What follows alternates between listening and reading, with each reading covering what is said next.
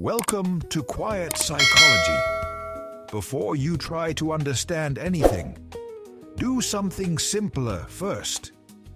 Look at the 6 women on the screen and notice which one pulls your attention right away. Don't force it. Don't compare. Don't think your way into the best choice. Just let your attention land naturally. Because some choices don't begin in logic. They begin in something quieter, a mood, a memory, a tension you didn't know was there, a need you haven't named yet. When you look at a face, you are not only seeing a person, your mind is also meeting an image. In Jungian psychology, this is close to the idea of projection. We respond to what an image awakens in us. Not because we are wrong, but because the psyche speaks in symbols, impressions, and emotional gravity. So this is not a test to label you. It is not a trick to guess your personality. It is simply an invitation to observe what you are drawn to, without pressure, without trying to be correct. So before we begin, here is the only rule. Don't choose with your head. Don't try to interpret, compare, or get it right. Just look quietly and choose the woman that wakes something up in you. It might be calm, curiosity, resistance, discomfort. Any of that is useful information. There are no right or wrong choices here. Each woman represents a different emotional doorway, a different kind of safety, desire, and meaning. You might choose one today and a different one next year. That doesn't mean you're contradicting yourself. It means you're changing, growing, and adapting. This exercise works because for a moment, you stop trying to control the answer. And when your mind relaxes, your deeper instincts can speak more clearly. In Jungian terms, these women can be seen as archetypal images. They are not only types of women out there. They also mirror something inside you. Very often, attraction works through projection. The psyche places an inner image onto a person, and the pull becomes immediate. Hard to explain, and strangely familiar. For many men, this inner feminine image is sometimes called the Anima. And the point of this video is not to diagnose you, but to notice what your Anima is reaching for right now. Strength, status, wisdom, intimacy, freedom, or warmth. If this kind of content helps you reflect in a calm way, support Quiet Psychology with a like and subscribe. It's a small action, but it helps me keep creating space for videos that feel quiet, honest, and easy to follow. Now take one slow breath. Look again. Choose one woman. 1, 2, 3, 4, 5, or 6.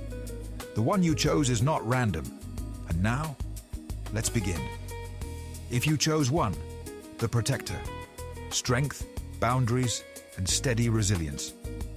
If you chose number 1, you may be drawn to strength that feels calm. Not loud strength, not dramatic strength. The kind of strength that holds steady. This is the woman who signals, I can handle life. And for many men, that feels deeply safe. If you're drawn to her, you may value competence, loyalty, and emotional stability. You may respect clear boundaries. You may feel more relaxed around someone who doesn't collapse under pressure. Often, this choice appears in men who are tired of chaos. Not because you don't feel deeply, but because you want a partnership that feels grounded. The gift in this choice is reliability. With this energy, love feels like teamwork, clear, honest, real, But there is also a shadow here. Sometimes the protector can become emotionally guarded. When someone learns to be strong, they sometimes learn to hide need. So here is the question behind this choice. Are you drawn to her strength because it inspires you, or because it protects you from having to be vulnerable? Because real intimacy is not only about being safe, it's also about being seen. If number one pulled you in, your psyche may be craving steadiness, but your growth may be learning that stability doesn't require emotional distance. It can include softness too. Now we move to the next, because while some men are drawn to strength, others are drawn to structure. If you chose 2, the queen, status, control, and being taken seriously. If you chose number 2, you may be drawn to power that feels refined. This is the woman who signals, I know who I am. Composed, elegant, high standards. For many men, this archetype feels magnetic because it promises order, clarity, a life that looks and feels organized. If you're drawn to her, you may value ambition, discipline, a sense of direction. You may want a partner who pushes you to become more focused, more capable, more grown. The gift in this choice is elevation. This energy can help you build, achieve, create something real. But here is the shadow. Sometimes the queen is safe because she is controlled. And sometimes that control can make love feel conditional. You may feel like you have to prove yourself, perform, earn your place. So ask yourself gently, do you want a partner or do you want approval? And another question, are you attracted to her because she inspires growth, or because part of you believes love must be earned? If number 2 pulled you in, your psyche may be craving structure. But the lesson is to make sure your heart doesn't become a resume. Now we move forward. Because after status, some men crave depth. If you chose 3, the sage, intelligence, calm depth, and inner truth. If you chose number 3, you may be drawn to presence that feels wise, quiet, steady, unimpressed by noise. This is the woman who seems to see through surfaces. If you're drawn to her, you may crave understanding, conversation that goes past small talk, a connection that feels meaningful, thoughtful, and real. Often, men who choose this archetype are tired of shallow intensity. You may want a partner who can hold complexity, someone who doesn't panic around emotion. The gift in this choice is depth. This energy feels like maturity, like perspective, like calm truth. But the shadow is subtle. Sometimes we choose the sage because it feels safe to admire from a distance. Wisdom can become a way to avoid messy vulnerability. So ask yourself, do you want depth, or do you want distance that looks like depth? Because true depth does not only analyze life, it participates in it. If number 3 pulled you in, your psyche may be craving meaning, and your growth may be learning that intimacy is not only being understood, it's also being emotionally met. Now we move to the next. Because after depth, some men crave closeness. If you chose 4, the lover, intimacy, warmth, and being truly desired. If you chose number 4, you may be drawn to magnetism, not just beauty, presence, the feeling of being invited in. This archetype carries warmth, sensuality, and emotional closeness. It signals, you can come closer. If you're drawn to her, you may value romance, affection, emotional openness. You may want a relationship where love is felt, not only implied, where desire is alive, where connection is obvious. The gift in this choice is vitality. This energy makes life feel rich and human. But here is the shadow. Sometimes the lover archetype can trigger longing that becomes dependence. You may chase the feeling instead of building the bond. So ask yourself, do you want intimacy, or do you want intensity that temporarily feels like intimacy? And another question, do you feel most alive in love only when you're being chosen in the moment? If number 4 pulled you in, your psyche may be craving closeness, but your lesson may be learning the difference between chemistry and emotional safety. Because love that lasts is not only fire, it's consistency. Now we move to the next. Because after closeness, some men crave freedom. If you chose V, the rebel, freedom, thrill, and the shadow of attraction. If you chose number 5, you may be drawn to edge. This is the woman who feels unpredictable, independent, untouchable in a way that makes you want to reach.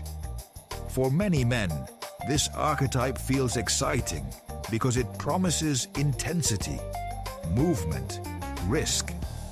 If you're drawn to her, you may value authenticity. You may respect people who don't try to please everyone. You may be tired of polite, filtered relationships. The gift in this choice is liberation. This energy breaks patterns. It wakes you up. But the shadow is strong. Sometimes we choose the rebel not because we want freedom, but because we are repeating an old nervous system addiction. When love feels calm, it feels unfamiliar. When love feels uncertain, it feels like home. So here is the honest question. Are you drawn to her because she is free? Or because part of you wants to earn what feels unavailable? Because attraction is not always wisdom. Sometimes it is a wound trying to replay itself. If number 5 pulled you in, your psyche may be craving thrill, but your growth may be learning that stability is not boring. Sometimes stability is what finally heals you. Now we move to the last one. Because after thrill, many men crave peace. If you chose 6, the caregiver, warmth, safety, and being accepted without performance. If you chose number 6, you may be drawn to softness. Not weakness, softness. This is the woman who signals emotional safety, the kind of presence that makes your nervous system slow down. If you're drawn to her, you may value kindness, gentleness, a home-like feeling. Often, men who choose this archetype are tired of proving, tired of being on, tired of relationships that feel like pressure. The gift in this choice is comfort. With this energy, love feels like rest. But even here, there is a shadow. Sometimes the caregiver archetype can become a mother figure, and sometimes the man who chooses her is secretly searching for a place to disappear into. So ask yourself, do you want a partner, or do you want someone to carry you? And another question, are you comfortable receiving love, or do you only feel safe when you're the one providing? If number 6 pulled you in, your psyche may be craving warmth, and your lesson may be learning that love can be calm without losing its depth. Final message: your choice is not a label. Now that we've walked through the 6 women, the protector, the queen, the sage, the lover, the rebel, and the caregiver, here is the most important point. The woman you chose does not define you completely. It is not a diagnosis. It is not a permanent truth. It is more like a snapshot of what your psyche is hungry for right now. And here's a question that can reveal even more. Which woman did you reject the fastest? Which one made you uncomfortable? Which one felt not for me? What we reject often points to something we learned to avoid, not because it is wrong, but because it once felt unsafe. Nothing here is final. What fits you today can change later. That doesn't mean you're inconsistent. It means you're growing. If this video helped you reflect in a calm, simple way, support Quiet Psychology with a like and subscribe. It helps me keep making content that is easy to follow and good to listen to. And before you go, remember, you are not one choice. You are the pattern behind the choice. See you next time.